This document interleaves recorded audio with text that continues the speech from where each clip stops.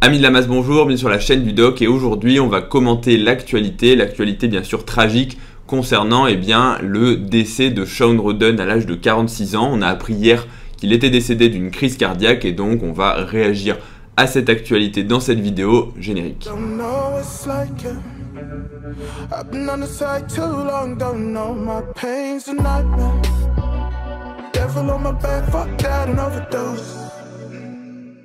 Bon, pour une introduction pas très originale de la vidéo, effectivement, Shawn Rhoden, c'est le Mister Olympia 2018, 46 ans au plus haut niveau de la discipline.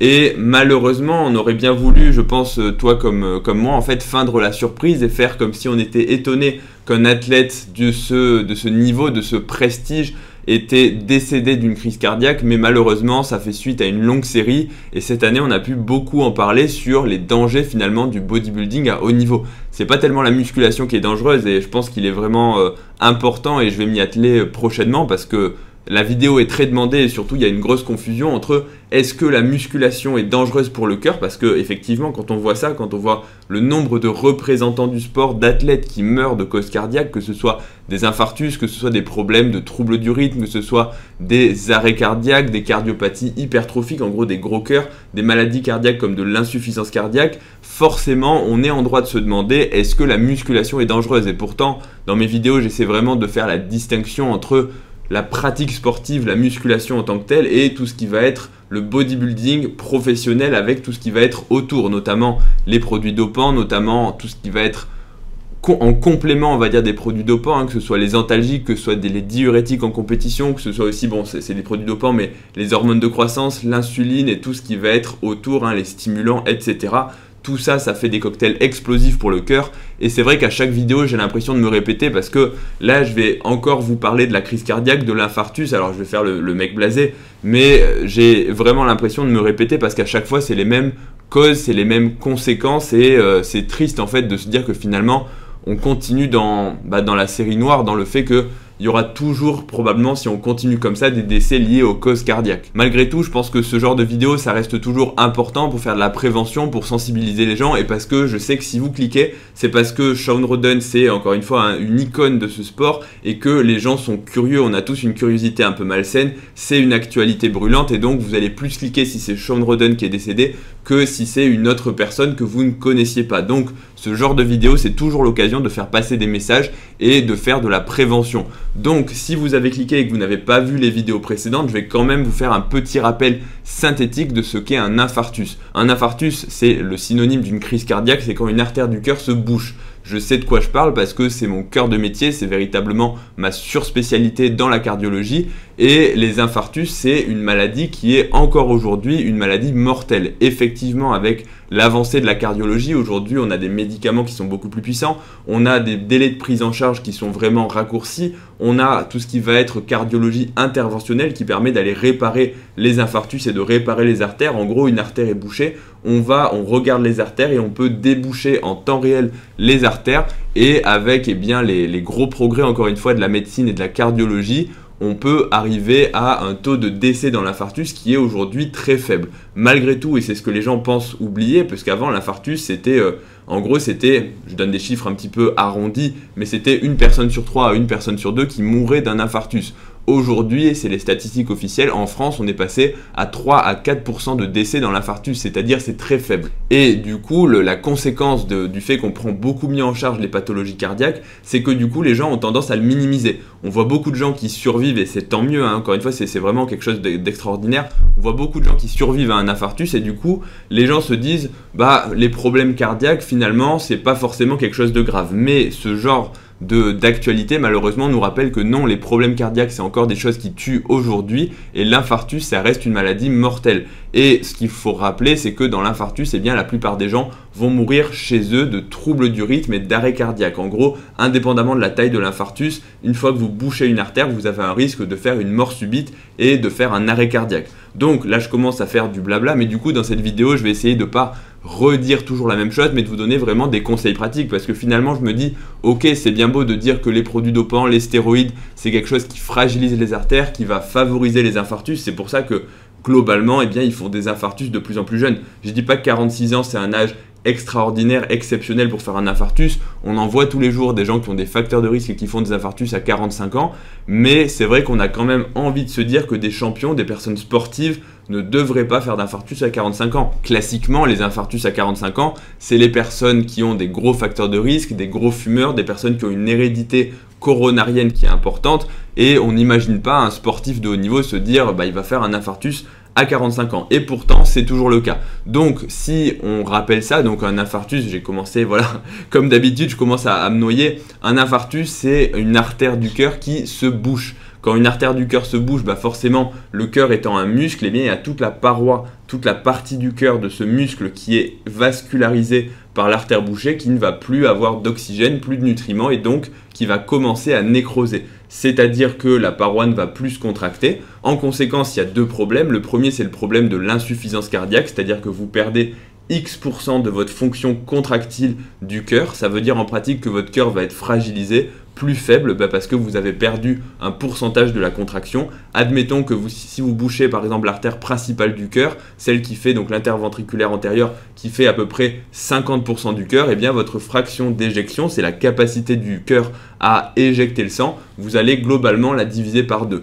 Ça veut dire que vous allez avoir, votre cœur ne va plus être capable de faire des efforts aussi importants, et donc vous allez avoir au début des difficultés à faire de l'activité, à faire des efforts, parce que votre cœur va avoir du mal à se contracter, va avoir du mal à générer un débit suffisant quand il y a besoin de plus d'apport, et donc vous allez être essoufflé, fatigué. Donc globalement, c'est ça qu'on appelle l'insuffisance cardiaque. Mais aujourd'hui, c'est vrai qu'avec la prise en charge de la cardiologie interventionnelle, on peut prendre en charge les infarctus beaucoup plus tôt et surtout déboucher les artères du cœur beaucoup plus vite pour limiter les séquelles. Globalement, si votre artère est bouchée, que vous appelez tout de suite les secours et que vous arrivez à l'hôpital dans globalement les 2 heures, vous pouvez espérer vous en sortir sans séquelles. C'est pas toujours vrai, mais c'est vrai quand même dans la plupart des cas. Sauf que ce qu'on voit, c'est que soit par défaut d'information du public, les gens n'ont pas toujours le réflexe d'appeler les secours à temps, soit parfois ne réalisent pas qu'ils font un infarctus, ont des douleurs dans la poitrine,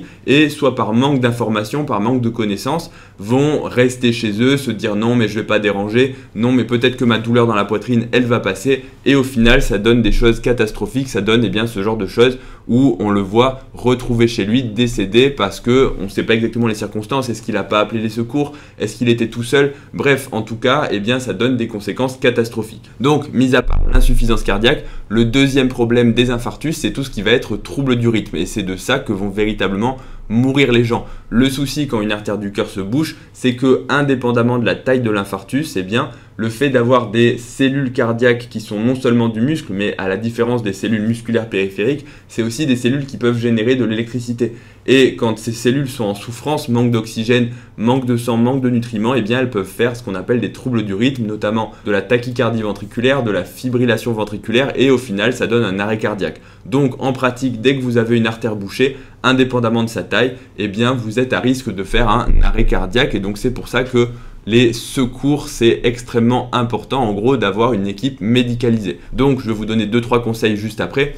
Juste pour revenir sur les stéroïdes anabolisants, alors bien sûr le pauvre Shawn Rhoden, on ne sait pas, je suis obligé de le dire, on ne sait pas s'il était naturel ou pas, mais en tout cas c'est vrai que dans le bodybuilding, de façon plus large, et je suis obligé de dire ça, il y a quand même l'utilisation de produits dopants qui est répandue.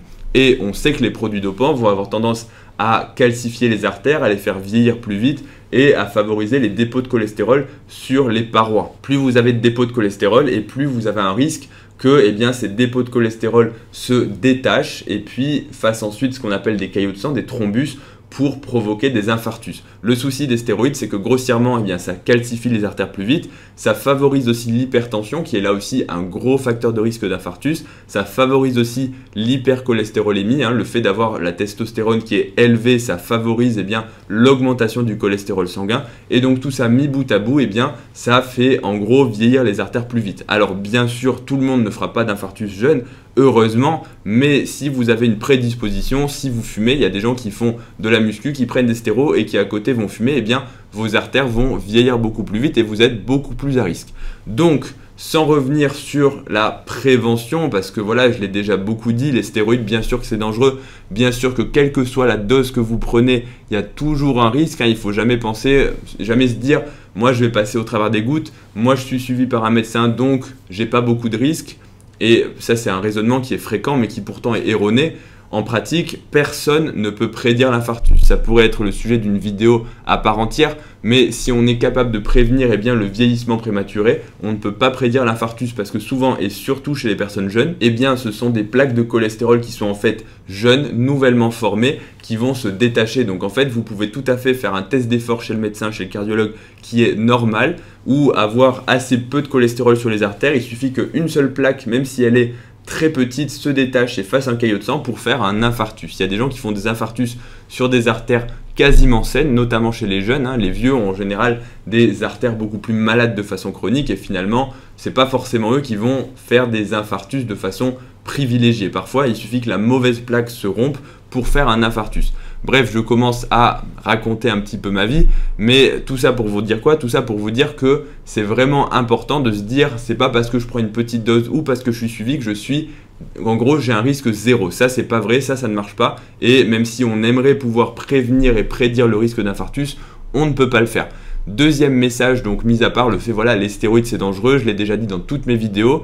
Ça, c'est le message basique, mais je me suis dit, pour cette vidéo, je vais essayer de faire passer un autre message. Finalement, que faire en cas d'infarctus? Parce que, est-ce que Shawn Rhoden aurait pu être sauvé? En pratique, il faut reconnaître l'infarctus. L'infarctus, ça se manifeste le plus souvent par des douleurs au niveau de la poitrine qui surviennent le plus souvent au repos. En fait, effort ou repos, en gros, c'est une douleur qui survient de façon brutale, sans lien avec l'effort, c'est-à-dire que vous pouvez tout à fait être devant la télé ou à la salle de sport. Si vous passez 3 heures par jour à la salle de sport, vous avez une probabilité de faire votre infarctus à la salle de sport qui est non négligeable. Mais grossièrement, c'est une douleur qui survient de façon brutale et qui ne va pas céder. C'est une douleur dans la poitrine qui va en général, parce qu'il y a toujours des variations, serrer dans la poitrine, irradier au niveau des mâchoires et des bras, en général le bras gauche mais parfois les deux bras, ou parfois rester simplement au niveau de la poitrine sans irradiation. Parfois aussi, c'est pas un serrement, c'est pas une constriction, c'est plus une brûlure. Parfois aussi, c'est simplement une espèce de gêne, une espèce de pesanteur sans véritablement une douleur. En tout cas, c'est quelque chose qui est généralement localisé au niveau de la poitrine et où les personnes se disent il y a quelque chose qui ne tourne pas rond. Ça va persister et ça ne va pas céder et c'est véritablement ce type de douleur qui doit vous faire dire attention, je fais peut-être un infarctus. Bien sûr, le risque augmente avec l'âge. Si vous avez 15 ans ou 20 ans, la probabilité de faire un infarctus, elle est extrêmement faible. Maintenant, il y a quand même d'autres causes de douleur thoracique et si vous avez un doute, c'est toujours mieux d'appeler le SAMU et je vais y revenir juste après, mais au moins pour avoir un médecin ou quelqu'un, en tout cas un personnel de santé qui va être formé, qui va vous aiguiller et qui va vous dire si oui ou non c'est possiblement un infarctus pour envoyer des secours. Donc, une fois qu'on a dit ça, alors effectivement, juste une parenthèse, il y a toujours des infarctus silencieux, c'est possible, c'est extrêmement rare mais c'est possible. Il y a quand même une forme d'infarctus particulier qui donne des douleurs au niveau digestif, des douleurs épigastriques, donc un petit peu plus bas qui ressemblent à des douleurs abdominales, mais là aussi en général assez intenses, qui s'accompagnent de nausées, de vomissements et qui peuvent, à tort bien sûr, faire penser à des tableaux digestifs. En général, il y a toujours un petit peu de retard au diagnostic, parce que les gens pensent qu'ils ont en gros une indigestion, mais si véritablement vous êtes vraiment pas bien, que les douleurs surviennent de façon brutale et que c'est vraiment localisé là, il est quand même important de savoir que ça peut être un infarctus. Une fois qu'on a dit ça, donc la première chose, bien sûr, reconnaître l'infarctus. Ensuite, qu'est-ce qu'on fait? L'urgence, c'est d'appeler le SAMU. Il faut appeler le 15. Il ne faut pas appeler les urgences. Il ne faut pas appeler son médecin traitant. Il ne faut pas aller aux urgences non plus. Il faut véritablement appeler le SAMU parce que une fois qu'on fait un infarctus, ou en tout cas s'il y a suspicion, on le voit, les gens meurent en fait de troubles du rythme. Ça veut dire que si vous vous rendez aux urgences, vous prenez votre voiture en vous disant super, je vais aller aux urgences, je vais être pris en charge, il y a toujours, et ça se vérifie toujours, un retard diagnostique qui est énorme. Et l'autre chose, c'est que si vous faites un arrêt cardiaque dans la voiture en conduisant, et la plupart des gens qui meurent d'un infarctus, 1 sur 2 va mourir avant d'arriver à l'hôpital, c'est véritablement en fait très problématique. Donc quand vous suspectez un infarctus, vous restez chez vous, vous restez tranquillement et vous attendez les secours. En gros, vous évitez de faire des efforts, vous évitez de vous déplacer et vous restez tranquillement chez vous. La deuxième chose, c'est de prévenir quelqu'un. Si vous attendez, n'attendez pas tout seul parce que si vous faites un arrêt cardiaque, qui va vous secourir? Alors que si vous prévenez votre voisin, votre collègue, votre ami, votre conjoint et que vous lui dites voilà je suis vraiment pas bien, en tout cas ne restez pas seul, idéalement une personne formée qui sait faire des manœuvres de secours, mais déjà de se dire qu'on reste pas seul en cas de problème, c'est toujours rassurant. Donc voilà, idéalement appelez quelqu'un, ne restez pas tout seul parce que parfois les gens... Pareil, hein, le SAMU, ça met quand même en région parisienne, je ne sais pas dans les autres villes, mais un délai moyen de 9 minutes entre le moment où vous avez quelqu'un, où l'équipe démarre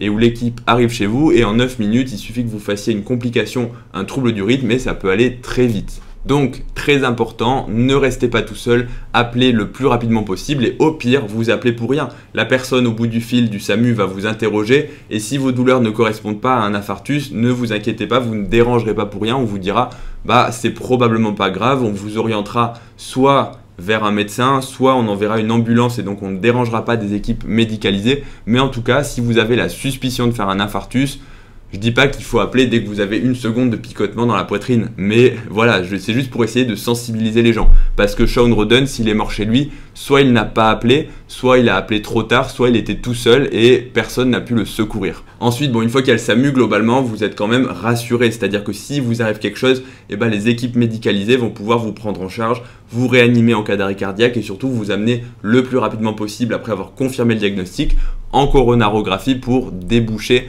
vos artères. Malgré tout, voilà, c'est important de le dire, il faut espérer et ce serait finalement le meilleur message parce que dire que les stéroïdes c'est quelque chose qui fragilise les artères, que c'est ça qui fait mourir les gens, je pense que globalement tout le monde commence à le savoir. Le problème c'est que si on ne peut pas arrêter quelque chose, est-ce qu'il ne faut pas faire de la prévention par un autre moyen et notamment en enseignant les gestes de première urgence, en enseignant également finalement les signes avant-coureurs, en tout cas comment dépister les maladies et surtout comment, à défaut de diminuer la conduite à risque, essayer de maximiser les chances d'être pris en charge de façon correcte. En tout cas, je pense que c'est véritablement le message. Et l'autre message, c'est si vous êtes bien sûr utilisateur de produits dopants, faites-vous suivre parce que malgré tout, même si j'ai dit qu'on ne peut pas prédire qui va faire un infarctus, on peut quand même savoir les gens qui ont plus de risques d'en faire parce que le fait d'avoir un suivi, ça permet de dépister les facteurs de risque, hypertension, cholestérol, éventuellement le tabac, en tout cas, voilà, ça permet d'avoir un petit bilan de santé et de diminuer les autres risques. Parce que le fait d'avoir une conduite à risque ne veut pas dire qu'on ne peut pas diminuer tous les autres facteurs de risque. Donc, à mon sens, ce sera le message important de cette vidéo.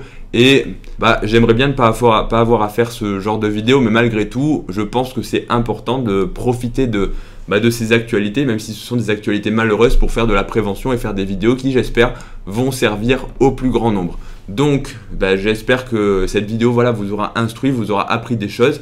Et comme d'habitude, n'hésitez pas à améliorer, on va dire, le référencement de la chaîne, à partager cette vidéo à des personnes à qui elle pourrait être utile, à laisser un pouce bleu, à vous abonner à la chaîne et n'hésitez pas non plus à dire en commentaire ce que vous en pensez et ça rejoint toujours.